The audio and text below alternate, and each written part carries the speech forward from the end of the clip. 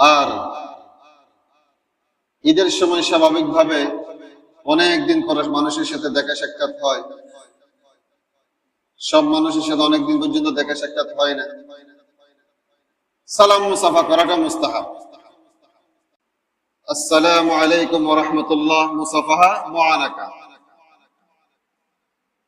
এটা ভালো করে বুঝতে হবে। ঈদের দিন উপলক্ষে নয়, স্বাভাবিকভাবে যেহেতু অনেকদিন পরে মানুষের সাথে দেখা সাক্ষাৎ হয়, ওই হিসাবে এমন নয় দুজন হাত ধরে ধরে গেলাম, ঈদের নামাজ শেষ হয়েছে এবার কোলাকুলি করি, ওই ধরনের নয়।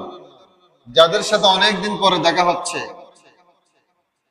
ঈদের দিন ঈদের নামাজের পরে ঈদ উপলক্ষে আলাদা কোনো সালাম নেই। এমনি সবসময়ের সালাম তো আছে, আর আলাদা আলাদা কোনো মুআনাকা নেই।